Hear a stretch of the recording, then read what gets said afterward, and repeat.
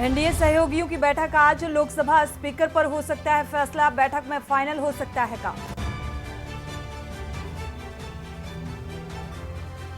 दिल्ली में जल संकट, पानी सत्याग्रह पर बैठे आतिशी, कहा जब तक दिल्ली के लोगों को पानी नहीं मिलेगा यह अनशन जारी रहेगा। स्वाति मालीवाल मारपीट मामले में 30 हजारी कोर्ट में हुई सुनवाई। कोर्ट ने विभा कुमार की 6 जुलाई तक बढ़ाई न्यायिक हिरासत। वीडियो कॉन्फ्रेंसिंग के जरिए कोर्ट में किया गया पेश। तमिलनाडु शराब कांड में मरने वालों का आंकड़ा 53 पहुंचा और इनमें से 3 महिलाएं और एक ट्रांसजेंडर शामिल है। अलग अलग अस्पतालों में करीब 135 लोग भर्ती। मनोज सिन्हा ने बाबा अमरनाथ के किए दर्शन। अमरनाथ गुफा में मौजूद पंडितों ने विधि विधान से पूजा अर्चन किया और 29 जून से देश भर के श्रद्धालु कर सकेंगे दर्शन। एमपी, छत्तीसगढ़ समेत 6 राज्यों में मानसून की एंट्री। उत्तर प्रदेश को 7 और 8 दिन में पूरी तरह कवर करेगा मानसून। आप देख रहे हैं के न्यूज, खबरों का सारथी। नमस्कार, आप देख रहे हैं के न्यूज। मैं हूं आपके साथ सूरी चौहान। देश की बात में सबसे पहले अहम खबर की। नीट और यूजीसी नेट परीक्षाओं में कथित अनियमितता को लेकर लगातार विवाद जो है वो खड़ा हो रहा है और भविष्य में पेपर लीक की घटनाओं को रोकने के लिए बड़ा कदम उठाया गया है। सरकार ने सार्वजनिक परीक्षा अधिनियम 2024 को लागू कर दिया है, जिसका उद्देश्य देश भर में आयोजित होने वाले प्रतियोगी और सामान्य प्रवेश परीक्षाओं में फर्जीवाड़े को रोकना है। देश में हर अपराध के लिए कोई ना कोई कानून जरूर है, लेकिन अपराधियों में इनका खौफ नहीं या इस तरीके के कानून का, और बावजूद इसके अपराधी अपराध करता है, अपराधी पकड़ा भी नहीं जाता, लेकिन बाद में छूटने के बाद यानी कि अपराध को फिर से अंजाम देता है। ऐसे में सवाल है कि क्या नया कानून वाकई पेपर लीक को रोकने में कारगर सिद्ध होगा। नए कानून से अपराधियों में पेपर लीक नहीं करने का डर बैठेगा और सवाल ये भी कि भविष्य में जो छात्रों से खिलवाड़ किया गया, एनटीए की लापरवाही से हुआ, आखिर उस एनटीए पर सख्त एक्शन कब होगा।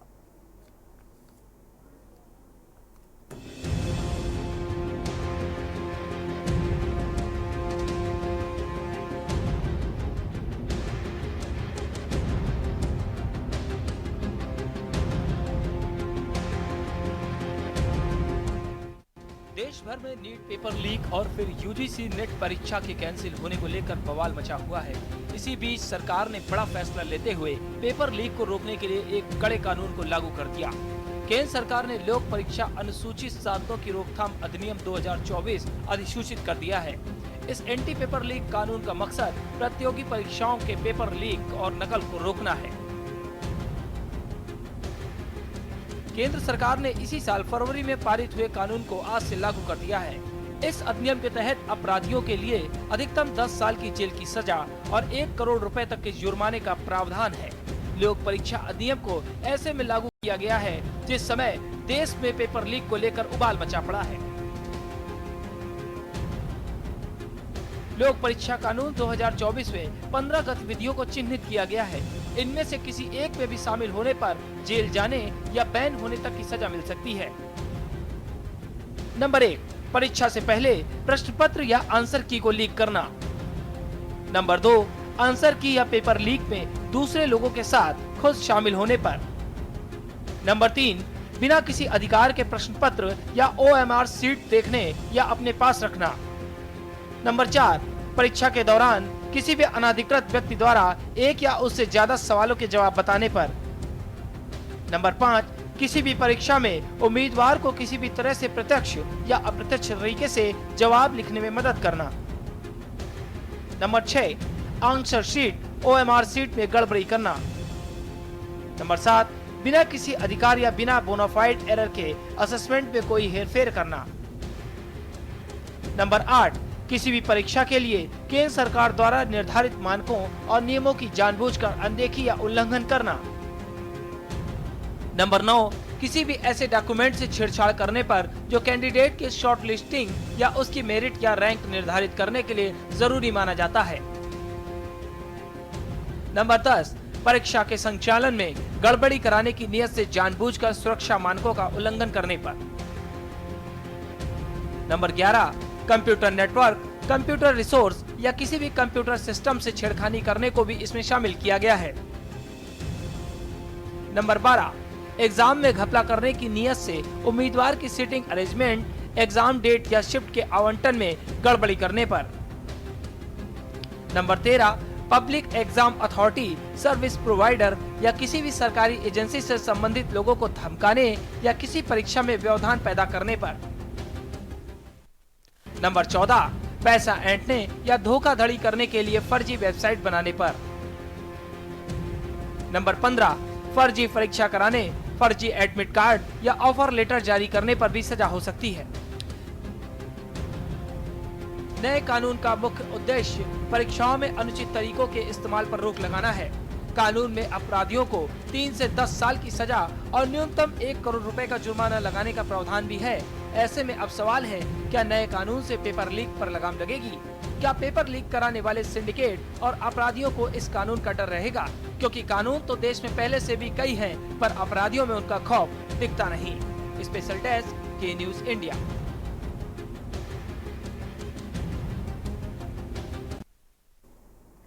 और अब बात ओलंपिक गेम्स की। पिछले 2 ओलंपिक गेम्स के शूटिंग इवेंट से खाली हाथ लौटे भारतीय निशानेबाजों से इस बार मेडल जीतने की होड़ लगी है, आस जगी है। देखिए ये रिपोर्ट। पिछले 2 ओलंपिक गेम्स के शूटिंग इवेंट से खाली हाथ लौटे भारतीय निशानेबाजों से इस बार मेडल जीतने की आस लगी है। पेरिस ओलंपिक गेम्स के लिए 21 सदस्यों की भारतीय निशानेबाजी टीम का शुक्रवार को ऐलान किया गया। इसमें यूथ ओलंपिक गेम्स में gold medallist Manu Bhaker 3 event में हिस्सा लेंगी। वे महिलाओं की 10 मीटर एयर पिस्टल और 25 मीटर पिस्टल इवेंट के अलावा पिस्टल मिक्स्ड टीम इवेंट में मेडल के लिए दावेदारी पेश करेंगी। भाकर के अलावा अंजुम मोदगल, ऐश्वर्य प्रताप सिंह तोमर, एलवेलिन वालारिवन अपने दूसरे ओलंपिक गेम्स में हिस्सा लेंगे। बाकी 11 राइफल और पिस्टल शूटर ओलंपिक मुकाबलों में पहली बार जोर आजमाइश करेंगे। पिछले साल एशियाई खेलों में 50 मीटर राइफल 3 पोजीशन में इंडिविजुअल गोल्ड मेडल जीतने वाली 6th कौर समरा को भी टीम में जगह मिली है। एशियाई खेलों में 4 मेडल जीतने वाली 19 साल की शूटर ईशा सिंह और रिदम सांगवान मनु भाकर के साथ महिला पिस्टल टीम में शामिल है। पुरुषों के 25 metre rapid fire pistol event में अनीश भानवाला और विजयवीर सिद्धू देश की तरफ से दावेदारी पेश करेंगे। एशियाई खेल और एशियाई चैंपियनशिप के सिल्वर मेडलिस्ट अनंतजीत सिंह नरूका पुरुषों के स्कीट इवेंट में हिस्सा लेंगे। वहीं माहेश्वरी चौहान और राइजा ढिल्लो महिलाओं के स्कीट इवेंट में भारत के लिए मेडल जीतने की उम्मीद करेंगी। वहीं पृथ्वीराज टोंडाईमन और राजेश्वरी कुमारी पुरुष और महिला ट्रैप इवेंट में मेडल जीतने की दावेदारी पेश करेंगी। ये ओलंपिक गेम्स में भारत की अब तक की सबसे बड़ी निशानेबाजी टीम है। इससे पहले 2020 टोक्यो ओलंपिक में 15 शूटरों की टीम ने हिस्सा लिया था।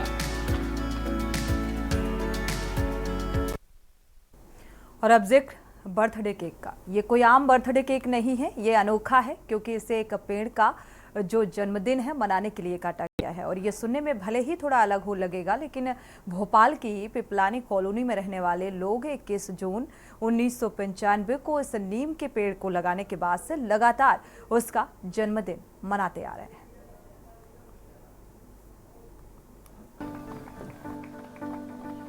कोई आम बर्थडे केक नहीं है, ये अनोखा है क्योंकि इसे एक पेड़ का जन्मदिन बनाने के लिए काटा गया।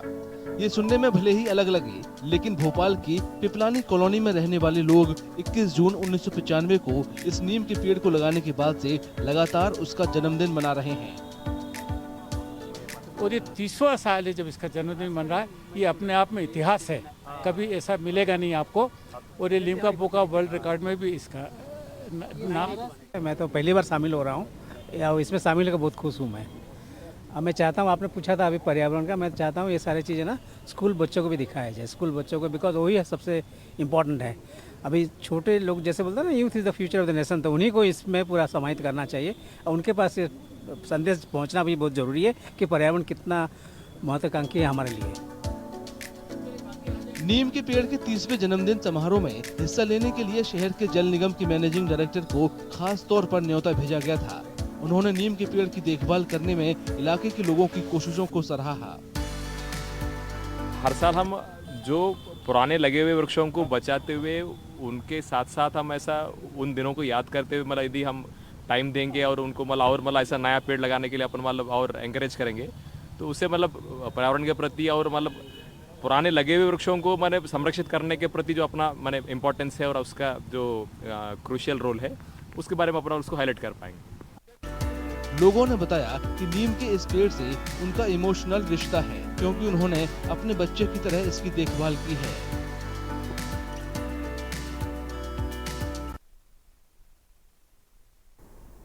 बढ़ते आगे, जम्मू कश्मीर में अमरनाथ यात्रा जल्द शुरू होने वाली है और इससे पहले यात्रा के रास्ते पर सामुदायिक रसोई बनाने के लिए लंगर समितियां कठुआ जिले के लखनपुर पहुंची और कठुआ के लोगों ने ढोल और नगाड़ों और फूल मालाओं से समितियों का स्वागत किया। समितियों ने तीर्थयात्रियों को बेहतर सेवा देने के लिए सरकार से पानी, गैस सिलेंडर और शौचालय जैसी सुविधाएं देने की अपील की।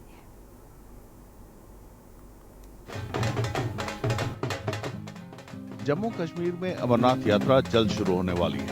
इससे पहले यात्रा के रास्ते पर सामुदायिक रसोई बनाने के लिए लंगर समितियां कठुआ जिले के लखनपुर पहुंची। कठुआ के लोगों ने ढोल नगाड़ों और फूल मालाओं से समितियों का स्वागत किया। हम भंडारा पिछले 27 साल से पोषपत्री में लगा रहे हैं और पोषपत्री में आपको रहने की सुविधा, बाथरूम, टॉयलेट और नहाने की व्यवस्था 24 घंटे। हमने वहाँ बिजली अपनी बना रखी है, टरबाइन लगा रखी है। 24 घंटे किसी भी यात्री को आना उसको गर्म पानी मिलेगा, शावर लगे हुए हैं। और एक हमने वहाँ बेकरी लगाई है जिसमें बेकरी में बिस्किट, मफिन, सबवे और ब्रेड सब चीज़ अपनी बनती है। समितियों ने तीर्थयात्रियों को बेहतर सेवा देने के लिए सरकार से पानी, गैस सिलेंडर और शौचालय जैसी सुविधाएं देने की अपील की है।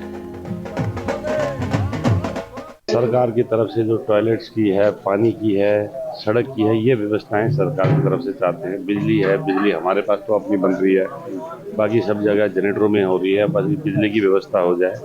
सरकार से जो जरूरत की चीजें हैं वो यही हैं।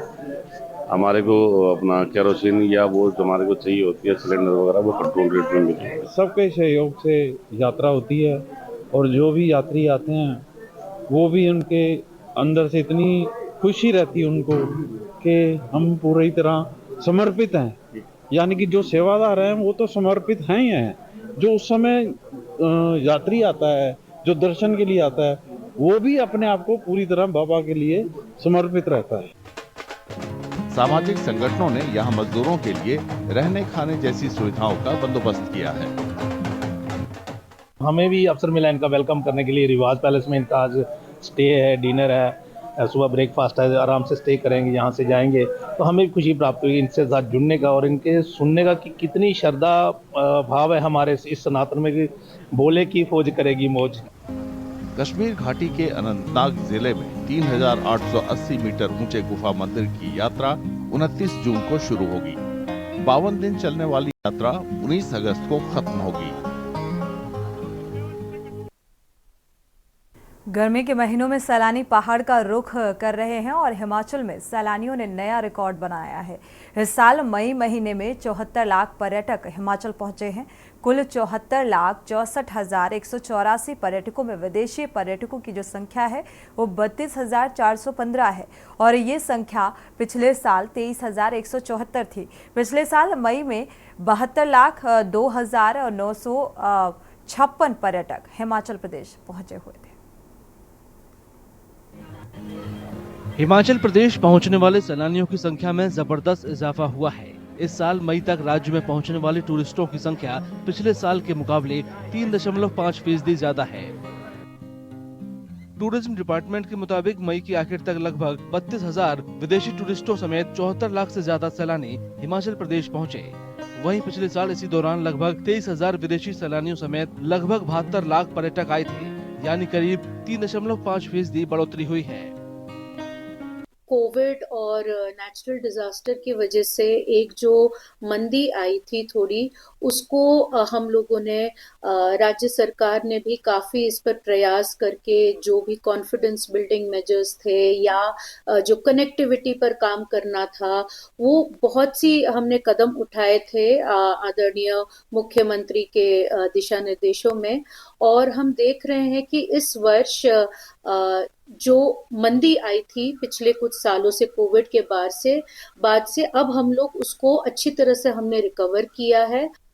हिमाचल प्रदेश के टूरिज्म डिपार्टमेंट का कहना है कि ठहरने के इंतजाम बेहतर होने की वजह से सैलानियों ने राज्य में ज्यादा वक्त बिताया, जिससे व्यापारियों की कमाई में इजाफा हुआ है। पर्यटन यहाँ जो आ रहे हैं, हमें जो फीडबैक मिला है होटल एसोसिएशंस, ट्रैवल एसोसिएशंस, इन सब से, तो उससे हमें पता चल रहा है कि उनकी ऑक्यूपेंसी भी बहुत बढ़िया है और लोग जो आ रहे हैं वो इधर समय भी बिता रहे हैं, यानी जो नंबर ऑफ नाइट स्टे का है वो भी अच्छा चल रहा है, जिसके कारण जो लोकल बिजनेसेस हैं उनको भी फायदा हो रहा है और उनको भी बिजनेस मिल रहा है। हैरानी की बात यह है कि शिमला को पीछे छोड़ते हुए सोलन सैलानियों के बीच सबसे ज्यादा पॉपुलर हुआ है।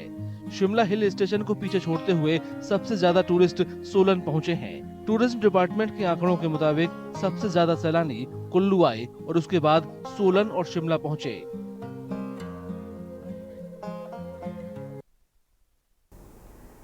बढ़ते आगे, ओडिशा के पुरी में भगवान जगन्नाथ और उनके बड़े भाई बलभद्र और देवी सुभद्रा का स्नान यात्रा शनिवार सुबह श्री जगन्नाथ मंदिर में शुरू हुई और इसे देव स्नान पूर्णिमा भी कहा जाता है।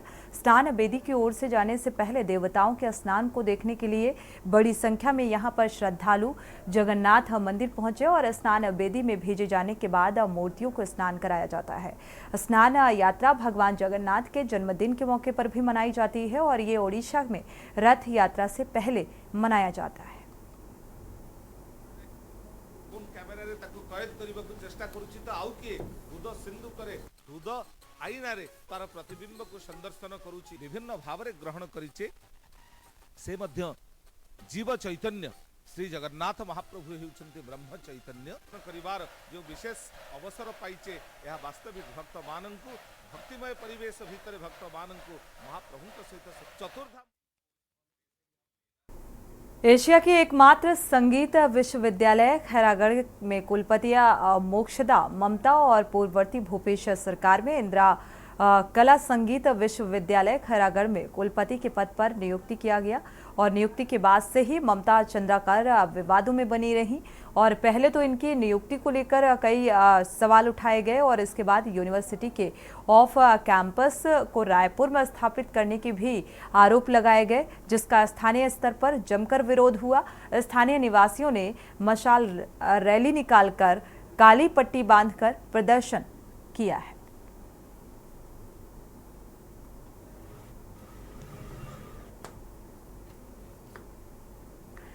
बढ़ते आगे, बेमेतरा जिला के बेरला एसडीएम पिंकी मनहर ने सेवा सहकारी समितियों का औचक निरीक्षण किया है और बारिश एक्टिव होते ही किसान भिड़े।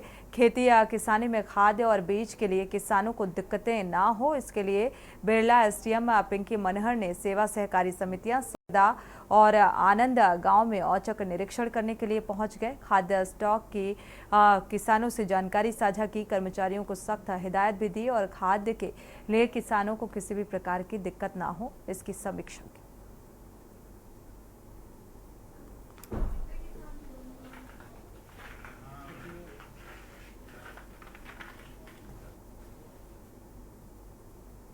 हरियाणा के गुरुग्राम में दौलताबाद औद्योगिक क्षेत्र में कल देर रात एक फायरबॉल बनाने वाली फैक्ट्री में विस्फोट हुआ और इसमें 2 लोगों की दर्दनाक मौत हुई। करीब 24 दमकल गाड़ियां मौके पर पहुंची, आग पर काबू पाया।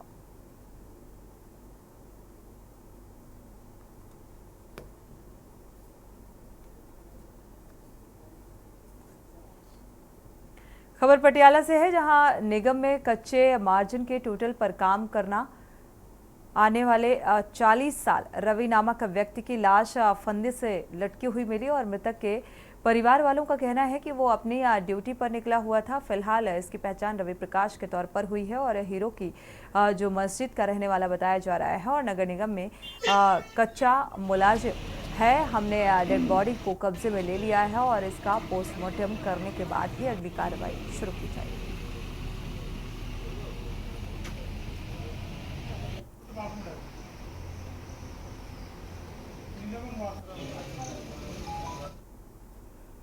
मुरैना का रुख करते हैं। मुरैना जिले के नूराबाद गांव में गाय काटने का मामला सामने आया, जहां पर एक युवक ने कच्चे घर में गाय कटते देखा तो आरोपियों ने उस पर धारदार हथियार से हमला कर दिया। जान बचाकर युवक थाने पहुंचा। सूचना के बाद मौके पर पहुंची पुलिस को बोरों में भरा गाय का मांस और हड्डियां मिली। इस घटना से नाराज सैकड़ों ग्रामीणों ने थाने के बाहर जमकर नारेबाजी भी की। आरोपियों के खिलाफ आरोपितों के मकान तोड़ने और सख्त कार्रवाई करने की मांग को लेकर हाईवे पर चक्का जाम किया गया। पुलिस ने मामले में 9 लोगों के खिलाफ केस दर्ज किया है।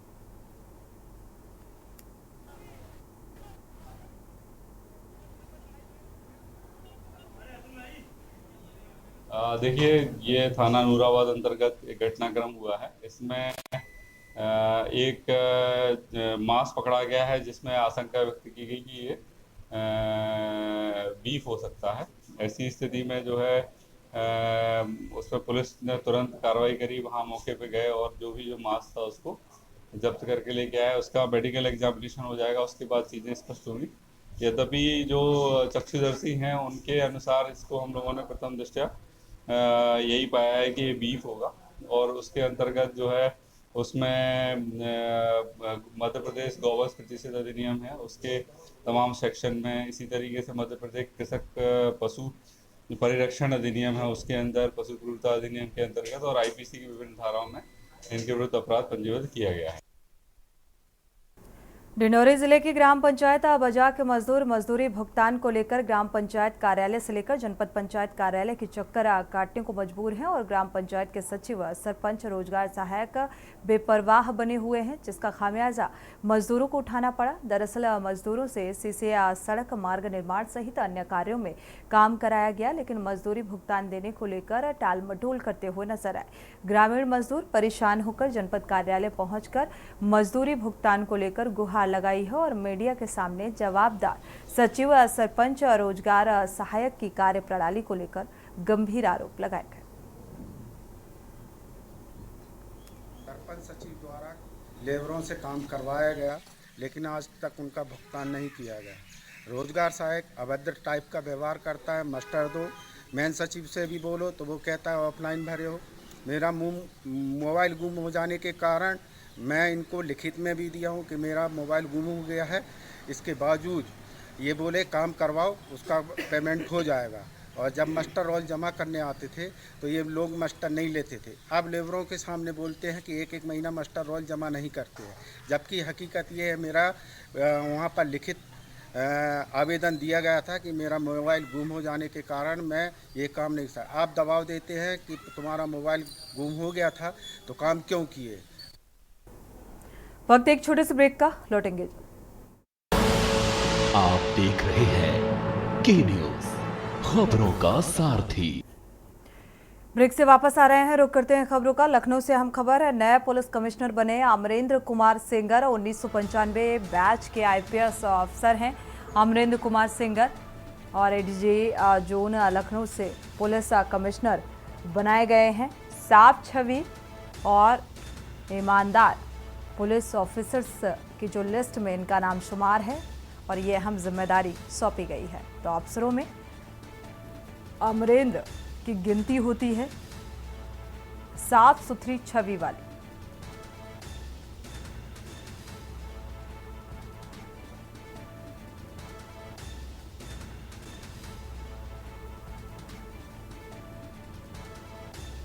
तो एडीजी जोन से कमिश्नर बनाए गए साफ छवि के अफसरों में अमरेंद्र की भी गिनती होती है और इसीलिए ये अहम जिम्मेदारी सौंपी गई है। लखनऊ से अहम खबर।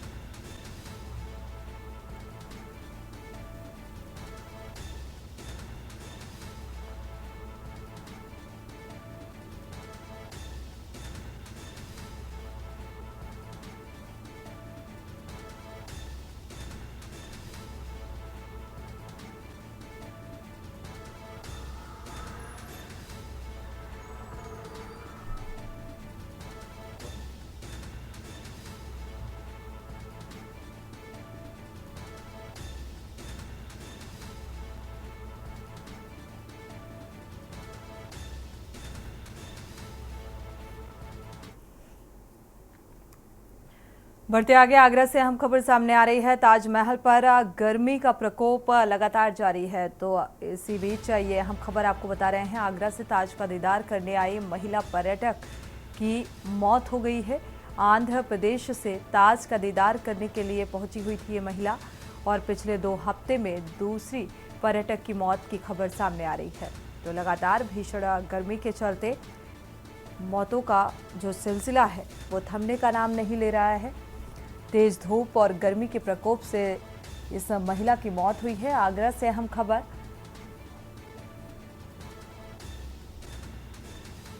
तो दूर दराज से जो पर्यटक हैं वो फिलहाल ताज का दीदार करने के लिए पहुंचते हैं। ऐसे में भीषण गर्मी और हीट वेव के चलते लगातार जो मौतें सामने आ रही हैं। फिलहाल आगरा से ये खबर, जहां पर दूसरी मौत की खबर सामने आ रही है।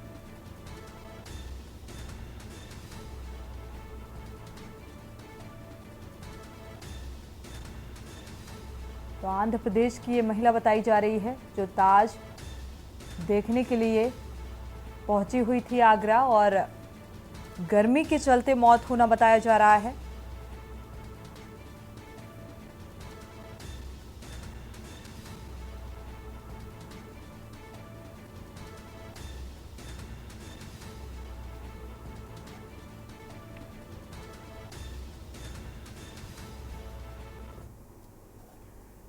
खबर सिद्धार्थ नगर से है, जहां पर जगदम्बिका पाल के चौथी बार सांसद बनने के उपलक्ष्य में भारतीय जनता पार्टी के कार्यकर्ताओं को सम्मान और धन्यवाद देने के लिए कार्यक्रम का आयोजन किया गया। इस मौके पर प्रमुख बीजेपी नेता और कार्यकर्ता भी मौजूद रहे। सांसद जगदम्बिका पाल ने कार्यकर्ताओं को माला पहनाकर सम्मानित भी किया और इस दौरान उन्होंने प्रधानमंत्री मोदी के विकास योजनाओं को जिला स्तर पर लागू करने की बात कही है। कार्यक्रम के समापन में सांसद जगदम्बिका पाल ने सभी महिलाओं को साड़ी देकर सम्मानित किया।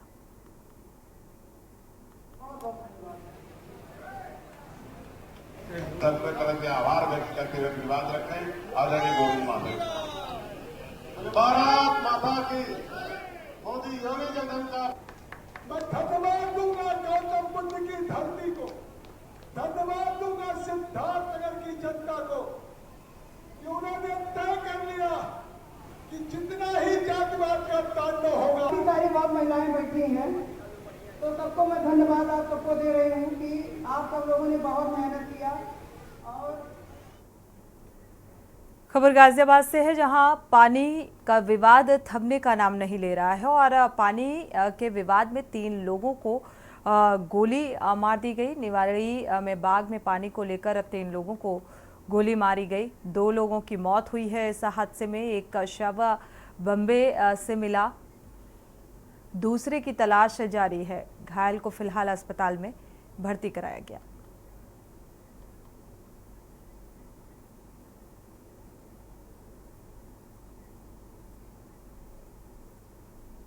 तो दरअसल पानी को लेकर ये पूरा विवाद हुआ, जहां पर एक दूसरे की जान लेने के लिए आमादा हो गए।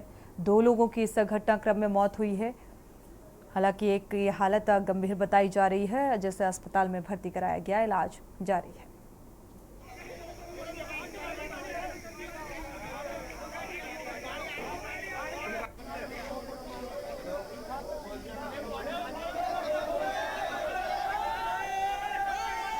Uh, 26 वर्षीय तथा चांद 22 वर्षीय युवक, ये तीनों खिंदौड़ा गांव के ही क्षेत्र में पड़ने वाले एक बाग से दूसरे बाग में रात्रि में करीब 10 बजे के आसपास बम्बे के किनारे वाले रास्ते से बाइक से जा रहे थे और इन पर कुछ लोगों द्वारा फायरिंग की गई। फायरिंग से जो व्यक्ति चांद है, इसको कुछ गोलियां लगी, जिसको पास में उपस्थित लोगों द्वारा और तत्पश्चात थाना पुलिस द्वारा तत्काल अस्पताल में एडमिट कराया गया। अस्पताल में ये उपचाराधीन है तथा फिलहाल की प्राप्त सूचना के अनुसार डॉक्टरों के द्वारा इनकी स्थिति स्टेबल बताई गई है, स्थिर बताई गई है। मेरा एक बहन है, 2 भांजे मारे गए और इससे ज़्यादा घटना क्या होगी? कहाँ पे की घटना है? ये किनौड़ा गाँव। झगड़ा किस बात को हुआ? पानी के ऊपर तुम्हें हुई थी। तो अब जो स्थिति है वो क्या मांगे आप लोगों की? प्रशासन से इंसाफ की जरूरत है जी, इंसाफ चाहिए। कार्रवाई कुछ नहीं हुई, कल से कुछ भी कार्रवाई नहीं हुई, कोई भी मुजरिम अभी उठाया नहीं गया। जनपद के थाना भवन थाना क्षेत्र के कस्बा थाना भवन के आवासीय प्लॉट पर पुलिस के साथ कब्जा लेने पहुंचे दबंगों ने प्लॉट खाली करने के लिए परिजनों को धमकाया और बुजुर्ग की हालत बिगड़ गई, जिसे थाना भवन सरकारी अस्पताल में भर्ती कराया गया। परिजनों ने आरोप लगाया कि दबंगों के धमकाने के बाद उनके परिजनों को दिल का दौरा पड़ा। हालांकि पुलिस धमकाने के आरोप से इनकार कर रही है।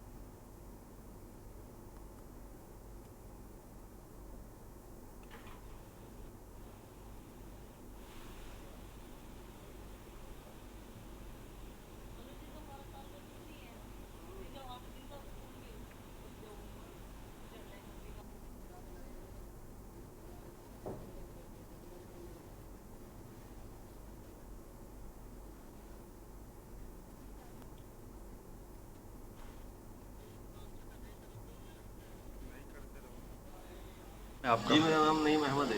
अच्छा, क्या मामला हुआ? नहीं जी मामला ये बना दिया कि सन 2013 में हमने इनसे 2 प्लाट लिए थे, ये हमारी बहनों के प्लाट, और हमने जमीन के उसमें बाउंड्री वगैरह कर ली थी, अपनी 4-4-5-5 फुट बाउंड्री कर ली थी, और इसमें सब्जी वगैरह हम बो रहे थे, और सामने हमारे 2 दरवाजे भी लगे हुए हैं, ऊँची ऊँची दीवार कर दी। क्योंकि आया करते थे, कभी साफ़ सफाई कर दी, कभी घंटा 2 घंटा वहाँ बैठ गए। उसको हम काफ़ी ये हमारा काम चल रहा था, गाड़ी की सुनाई की हुई थी। तो अभी अब हमारा अल्लाह ने इंतजाम कर दिया, तो सीमेंटेड हम तामीर करना चाहते थे पुल। औरैया से है, जहां पर एक्सीएन अभिषेक यादव के खिलाफ विभागीय कार्रवाई और निलंबन की संस्तुति के बाद ये मामला गर्म हुआ। कार्यों में लापरवाही को लेकर शासन को भी भेजी गई रिपोर्ट, और एक्सीएन मामले को तैयार नहीं है। और इसके बाद शासन को भेजे गए पत्र में एक्सीएन ने खुद को निर्दोष बताया है और डीएम नेता प्रकाश पर निशाना साधा, और डीएम पर एक्सीएन आरोप लगाए गए इनके द्वारा कि डीएम आवास के निर्माण तय धनराशि से ज़्यादा खर्च हुआ, और स्विमिंग पूल के लिए भी दबाव बनाया गया। मना करने के बाद भी शासन को रिपोर्ट भेज दी गई है।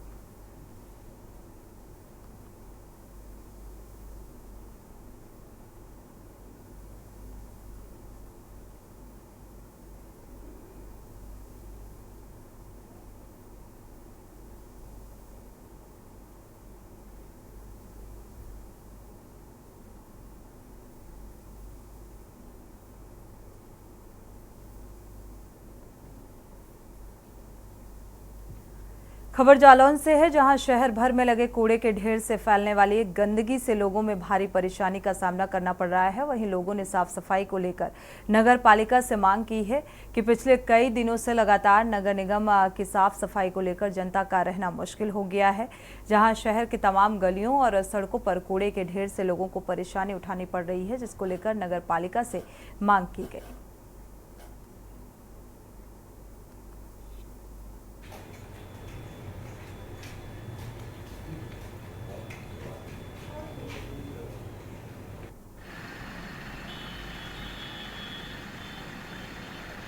अच्छा, एक दर्जन से ज़्यादा कूड़े के पॉइंट बने, लेकिन साफ सफाई के नाम से उधर भी खाना पूर्ति हो रही है। सब देख रहे हैं, कल से विशेष इस पे अभियान चलने जा रहा है। नहीं, अब तक ये क्यों नहीं हुआ? क्या वजह रही ऐसी जो साफ सफाई नहीं हो पा? अब आप देखेंगे परिवर्तन दिखा है, हम मेहनत करेंगे साथ। अच्छा, कूड़े के कुछ और पॉइंट बनाए जाएंगे क्या? हाँ, कूड़े कुछ और पॉइंट बनाए जाएंगे। पॉइंट क्या, वहाँ पे कूड़ा रखा नहीं जाएगा। अच्छा, बनाए जाएंगे अस्थायी तौर पे, क्योंकि उठा के हम डंपिंग ग्राउंड में सीधे पहुँचाएंगे। कूड़ा शहर में रखने की व्यवस्था नहीं है। जहां एक और स्वच्छ भारत सुंदर भारत को लेकर प्रशासन और शासन लाख दावा कर ले, लेकिन ज़मीनी हकीकत कुछ और बयां करती है। हम बात कर रहे हैं जालौन के मुख्यालय औरैया शहर की, जहां पर लगातार कूड़ा और नाली भरी लबलब देखने को मिल रही हैं। जगह जगह पॉइंट पे कूड़े इस तरह के पड़े हुए हैं, इतने ज़्यादा कूड़े के ढेर हैं जहां पर लोगों को बड़ी दिक्कत और दुर्गंध से परेशानी होना पड़ रही है। ऐसे में लोग मुंह में कपड़ा लगाकर जगह से निकल रहे हैं, कूड़े की गुदंग से परेशान हो रहे हैं, कूड़े के ढेर से लोगों को बच के जाना पड़ रहा है। तो इस तरीके के नगर पालिका की लापरवाही को लेकर जहाँ पर लोगों में आक्रोश बनता जा रहा है, लोगों का कहना यह है कि जिस तरीके से जो कूड़े के ढेर पड़े हैं उनको साफ सफाई को लेकर लोगों की मांग है कि जो कूड़े के पॉइंट बनाए जाएँ, ताकि यहाँ पे कूड़ा सड़कों पर ना आए, ताकि यहाँ पे जानवरों का जमावड़ा मामला ना खड़ा हो, और इसको लेकर लोगों ने काफ़ी मांग की है। अब देखना ये होगा ऐसे में साफ सफाई और कूड़े के ढेर को हटाने को लेकर नगर पालिका कब चेतती है, कब ये इन कूड़ों से, गंदगी से लोगों को निजात मिलती है, तो आने वाला वक्त बताएगा। कैमरा पर्सन मनीष पांडे के साथ माजिद अरमान, के न्यूज जालौन। बढ़ते आगे फिरोजाबाद का रुख करते हैं। फिरोजाबाद में देर शाम हुए बवाल के बाद अब स्थिति पुलिस के कंट्रोल में है। मृतक आकाश के शव को भी परिजनों ने अंतिम संस्कार कर दिया है। प्रशासन ने 5 लाख रुपए का चेक भी मृतक के परिवार को सौंपा। जिस तरह से मृतक बंदी आकाश के मौत के बाद देर शाम हिंसा भड़की और आगजनी, पुलिस पर पथराव और तोड़फोड़ की गई। पुलिस ने अब स्थिति पर काबू पा लिया है। प्रशासन ने लगातार मृतक के परिवार से बात की और अंत में उनकी बातें और शर्तें जो थी प्रशासन ने माना और एडीएम विशु जो हैं आज परिजनों को 5 लाख का चेक देने के लिए पहुंचे। मौके पर खुद डीएम रमेश रंजन और एसएसपी सौरभ दीक्षित मौजूद रहे और अपने सामने ही अंतिम संस्कार करवाया। एसपी सिटी सर्वेश कुमार मिश्रा ने बताया कि दंगा करने वालों को चिन्हित किया जा रहा है, उनके विरुद्ध जल्द ही कार्रवाई की जाएगी।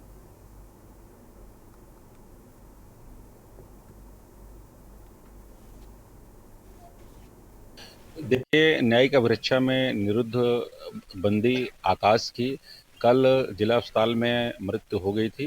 उनकी मृत्यु को लेकर के उनके परिजनों में आक्रोश था।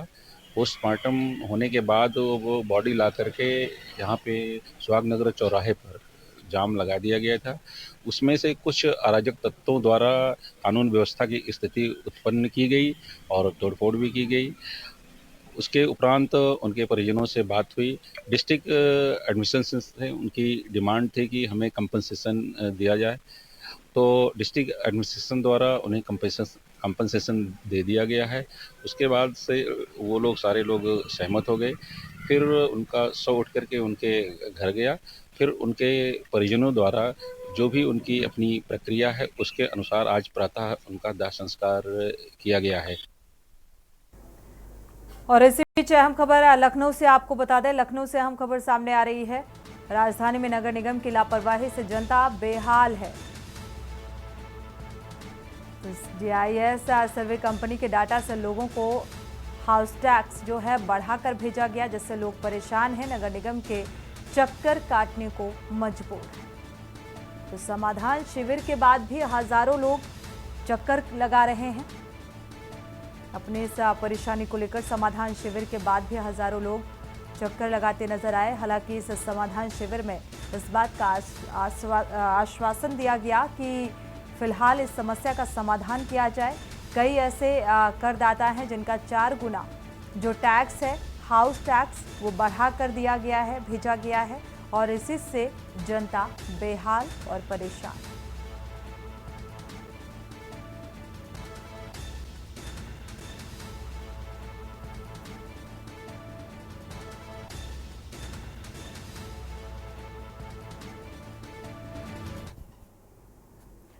बढ़ते आगे खबर गोरखपुर से है, जहां 19 जून की शाम को रीजनल स्पोर्ट स्टेडियम के power lifting coach Pravin Kumar को ड्यूटी के दौरान ट्रैफिक इंस्पेक्टर द्वारा पिटाई का मामला तब तूल पकड़ने लगा जब ट्रैफिक इंस्पेक्टर की पिटाई से घायल कोच से मिलने आज नेताजी सुभाष चंद्र बोस और जिला चिकित्सालय पहुंचे। कांग्रेस पार्टी के प्रदेश उपाध्यक्ष विश्व विजय सिंह ने कहा कि इस मामले में अभी तक मुकदमा दर्ज नहीं किया गया। मामले में ट्रैफिक इंस्पेक्टर के खिलाफ मुकदमा दर्ज कर उचित कार्रवाई की जाए। वहीं कोच प्रवीण ने बताया कि मामले में समझौते का दबाव भी बनाया जा रहा है, लेकिन समझौता नहीं करेंगे। ये हमारे खिलाड़ियों के भविष्य का सवाल है।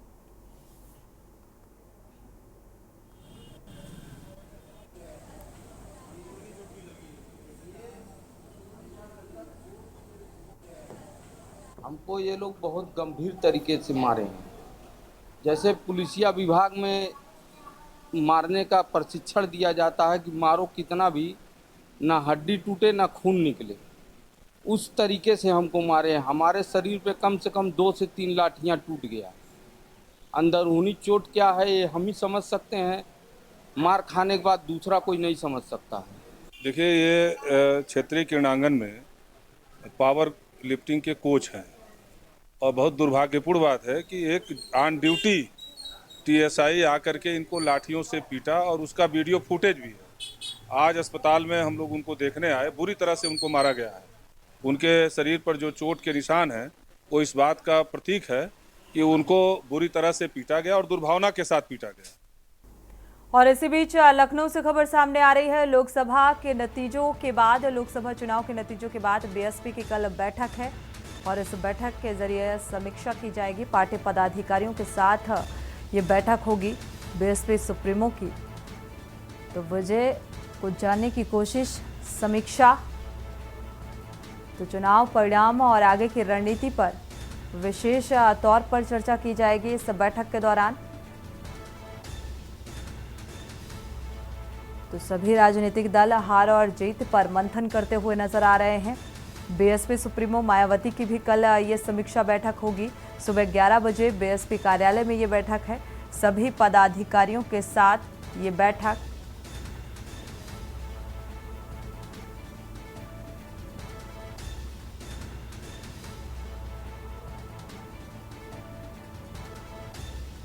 तो इस बैठक में आगे की रणनीति को लेकर भी चर्चा की जाएगी।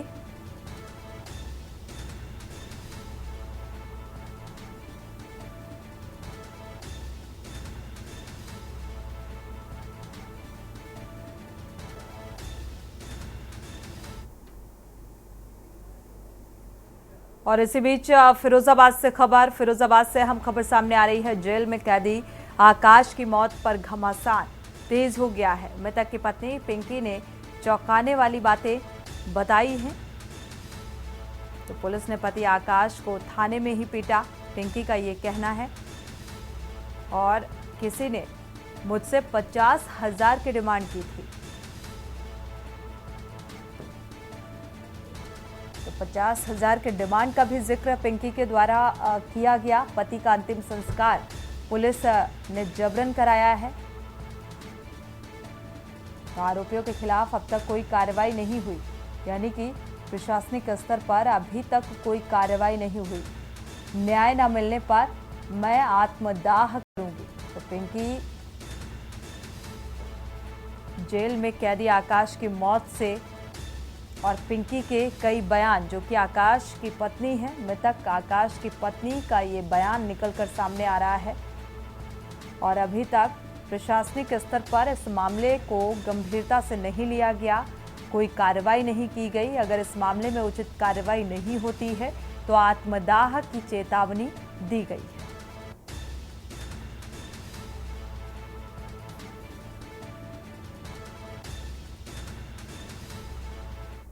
तो आकाश की मौत के बाद अब पिंकी का ये बयान निकलकर सामने आया है और अब पिंकी ने साफ तौर पर कहा है कि अगर न्याय नहीं मिला तो आत्मदाह करने को मजबूर होंगे। इसी बीच अहम खबर, फिरोजाबाद में कैदी की मौत पर दारा सिंह चौहान ने क्या कुछ कहा है वो आपको सुनाते हैं, क्योंकि इस मामले का संज्ञान लिया गया है और दारा सिंह चौहान का बयान सामने आया है। तो घटनाओं में मजिस्ट्रियल जो जांच है वो होती है, दारा सिंह चौहान ने ये कहा है। और कैदी जब जेल आता है तो मेडिकल भी होता है।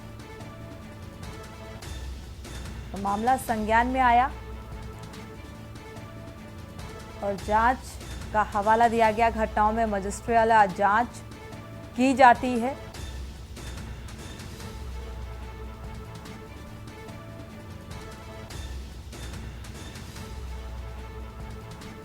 तो जो भी दोषी होगा उसके खिलाफ सख्त कार्रवाई की जाएगी। लेकिन अभी तक इस मामले में कोई उचित कार्रवाई नहीं की गई है। तो इस मामले की कब से जांच पड़ताल शुरू होगी, क्योंकि जो मृतक की पत्नी है उसका भी बयान निकलकर सामने आया है कि अभी तक इस मामले में उचित कार्रवाई नहीं की गई और अगर उचित कार्रवाई नहीं होती है तो आत्मदाह करने की चेतावनी दी गई। और इसी बीच लखनऊ से खबर सामने आ रही है। लखनऊ से अहम खबर आपको बता दें, बीएसपी में आकाश आनंद की मुख्य धारा में वापसी। उत्तराखंड उपचुनाव में स्टार प्रचारक बने आकाश आनंद। उत्तराखंड में 2 सीटों पर विधानसभा उपचुनाव है।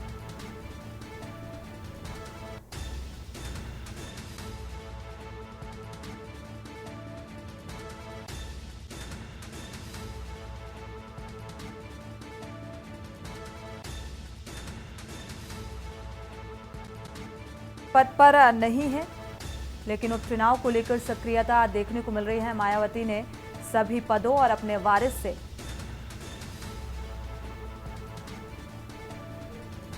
तो स्टार प्रचारक की भूमिका में आकाश आनंद नजर आने वाले हैं, क्योंकि उत्तराखंड की 2 सीटों पर उपचुनाव होना है और इसको लेकर अब सक्रियता बीएसपी की नजर आ रही है। आकाश आनंद जो हैं वो फिलहाल स्टार प्रचारक की भूमिका में नजर आएंगे।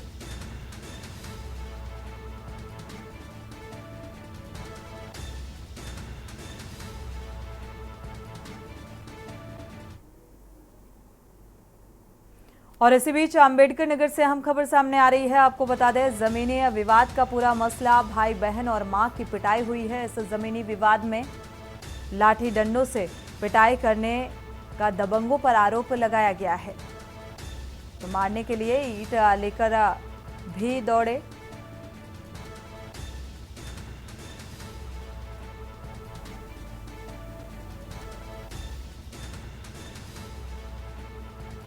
तीन की हालत गंभीर, इस मामले में अस्पताल में भर्ती कराया गया है, इलाज जारी है।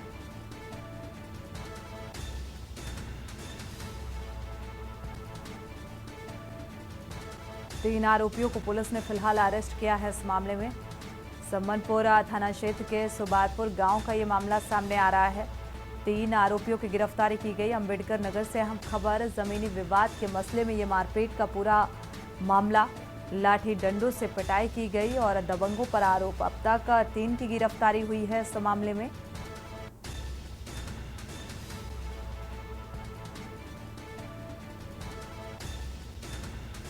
इस घटनाक्रम में मारपीट में 3 लोग जख्मी हुए हैं, जिन्हें जिला अस्पताल में भर्ती कराया गया।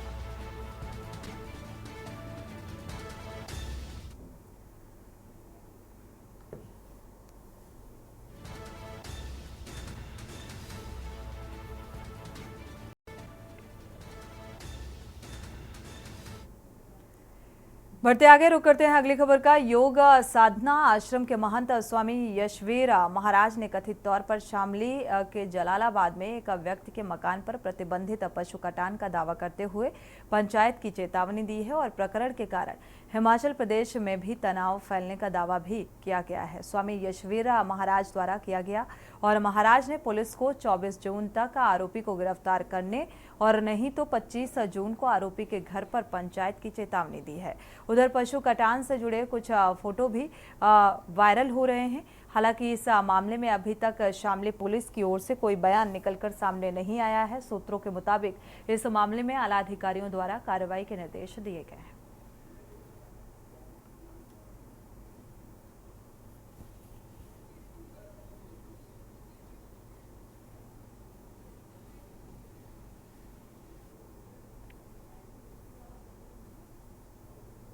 हिमाचल प्रदेश में जहां पर ये जावेद दुकान करता, वहां पर हंगामा हुआ, तोड़फोड़ हुई, लेकिन वहां की पुलिस कह रही है ये उत्तर प्रदेश का मामला है, उत्तर प्रदेश की पुलिस कह रही है ये हिमाचल का मामला है। लेकिन मैं कहना चाहता हूँ ये कहीं का भी मामला हो, है भारत का, लेकिन ये गाय जो कटी है जलालाबाद में जावेद के मकान पर कटी है, वहीं के मकान का फोटो है। तो इसलिए मैं कहना चाहता हूं कि 24 जून तक जावेद, उसके परिवार को और अन्य लोग जो इससे संबंधित हैं उनको गिरफ्तार किया जाए। पुलिस प्रशासन यदि 24 जून तक गिरफ्तार नहीं करती तो 25 जून को जावेद के मकान पर जलालाबाद के अंदर हिंदुओं की भारी पंचायत होगी। रुक करते हैं अगली खबर का। बिग बॉस OTT 3 सीजन की शुरुआत हो गई है और इस बार इस सीजन में औरैया की यूट्यूबर शिवानी कुमारी ने भी भाग लिया है। सोशल मीडिया की दुनिया में शिवानी कुमारी एक जाना माना नाम है। शिवानी कुमारी के इंस्टाग्राम फॉलोअर्स की बात करें तो 4 मिलियन से भी ज़्यादा हैं। वहीं यूट्यूब पर इनके 2 मिलियन से ज़्यादा सब्सक्राइबर हैं और शिवानी ने जीवन में कड़े संघर्ष के बाद सफलता पाई। शिवानी कुमारी के वीडियो ठेठ देहाती अंदाज के हैं। उनका मुस्कुराकर हेलो फ्रेंडा और हाउ आर यू कहना लोगों को काफ़ी पसंद आता है। इसके अलावा गांव की झलक, खान पान, ग्रामीणों के जीवन के जो चुटीले अंदाज हैं उसको दिखाने का प्रयास अपने यूट्यूब के जरिए करती हैं, जो लोगों को बेहद भाता है। मौजूदा समय में यूट्यूब की बड़ी सनसनी बन चुकी है शिवानी। अंदर का सफर भी अच्छा रहेगा, अंदर जुनून है कि अच्छा करें, लोगों को मिल गए हैं, सर मेरे घर वाले सब देख रहे हैं, सब गाँव वालों को। इसी के साथ बुलेटिन में इतना ही। आगे खबरों के लिए आप देखते रहिए के न्यूज़ इंडिया। आप देख रहे हैं के न्यूज़, खबरों का सारथी।